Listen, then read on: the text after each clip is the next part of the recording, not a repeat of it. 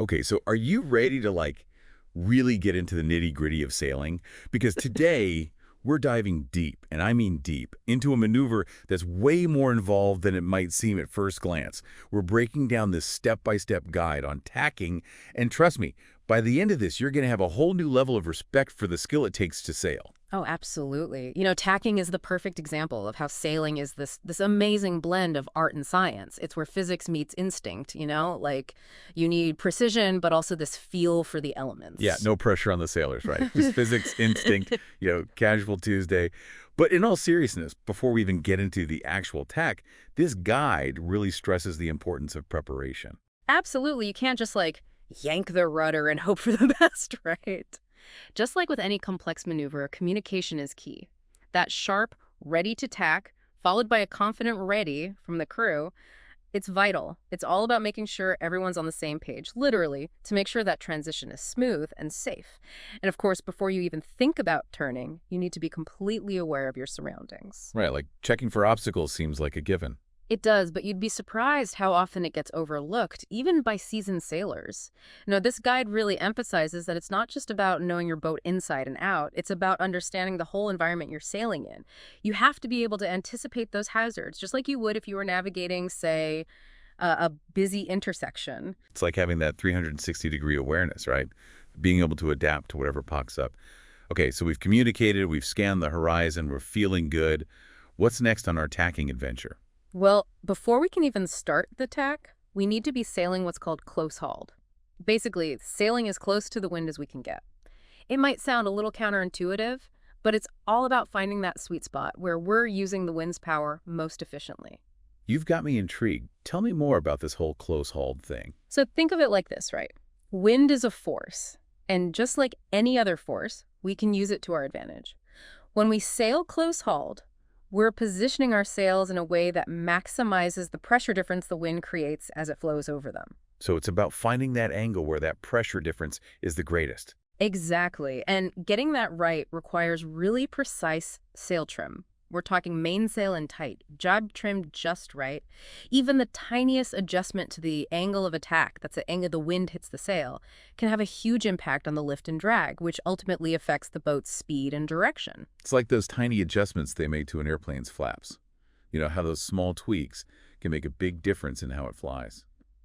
And speaking of making adjustments, things are about to get interesting because we're about to actually start the tack. What's the first move? All right, so this is where the helmsman starts turning the boat into the wind. You'll actually feel this buildup of tension as the sails start to luff. Luffing, right, that's when the sails flap in the wind like the boat's taking a deep breath before it makes the turn. That is a great way to put it. Luffing might seem chaotic, but it's actually a very controlled chaos. It's a necessary step in shifting the sails from one side to the other. And it's here that we enter what we call the no-sail zone. The no-sail zone. Okay, that sounds a little ominous, doesn't it? It's not as dramatic as it sounds, but it's a super important concept to grasp. Essentially, as we turn directly into the wind, the sails lose their drive, and we're coasting for a bit. So it's like we're playing a quick game of chicken with the wind. Kind of, yeah. We have to pass through this no-sail zone to finish the tack, and how we handle the mainsail versus the job, that's the key. The thing is, you physically can't sail directly into the wind. That apparent wind, which is what the sails actually feel, it shifts forward as the boat slows down, and that makes it impossible for the sails to generate lift. Okay, so we're luffing, we're in the no-sail zone. What's going on with the sails? Are they just flapping around up there? Well, not exactly. The mainsail is allowed to luff, but the job needs some quick action from the crew.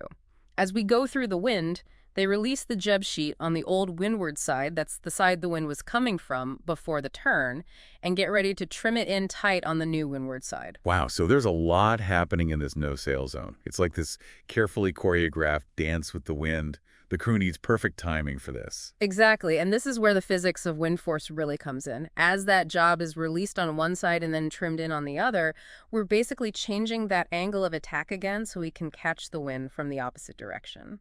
It's amazing how, even in that short, seemingly chaotic moment, there's so much deliberate action and precise control happening. That's what makes tacking so interesting.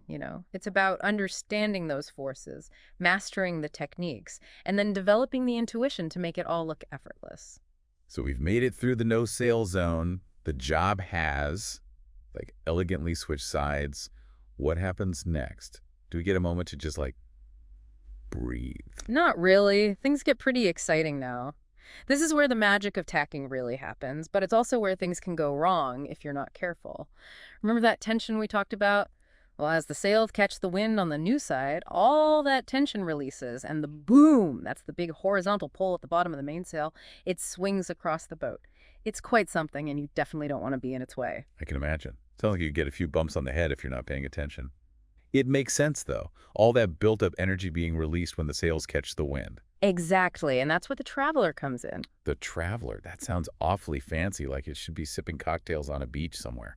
Well, in a way, it is ensuring a smooth trip. It's this track that lets the boom move not just up and down, but also side to side. Adjusting the traveler, especially after a tack, lets sailors really fine-tune the mainsail's angle so they're getting the most out of the wind. So it's like giving the mainsail even more control, letting it find that perfect spot. Exactly. And we can't forget about the crew's role in all of this. Remember how we talked about weight distribution before the tack? Well, it's just as, if not more, important after.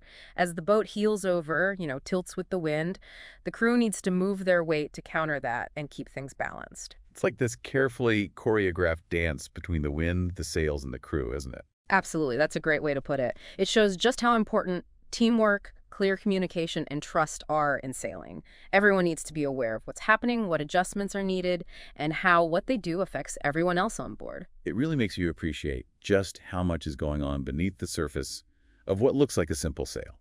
Okay, so to recap, the boom has made its grand entrance across the boat, we've adjusted the sails, and the Traveler, the crew, has shifted their weight. Are we done now? Can we just relax and enjoy the sail? Almost. We've completed the tack itself, but just like with anything worth doing, it's not just about the destination, right? It's about how you get there.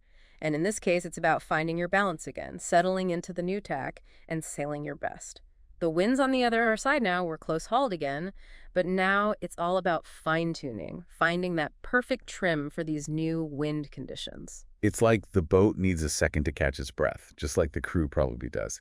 It's this constant process of making small adjustments, isn't it? Precisely. This is what we call a feedback loop in sailing. Everything you do affects something else, so every adjustment, whether it's trimming a sail, moving your weight, even just slightly changing your course, it all changes how the boat behaves. So it's this constant back and forth between the sailor, the boat, the wind, the waves. You're always reading those signals, making adjustments, and responding to this ever-changing environment. Exactly. And that constant dance between observing, adjusting, and responding, that's what makes sailing so rewarding.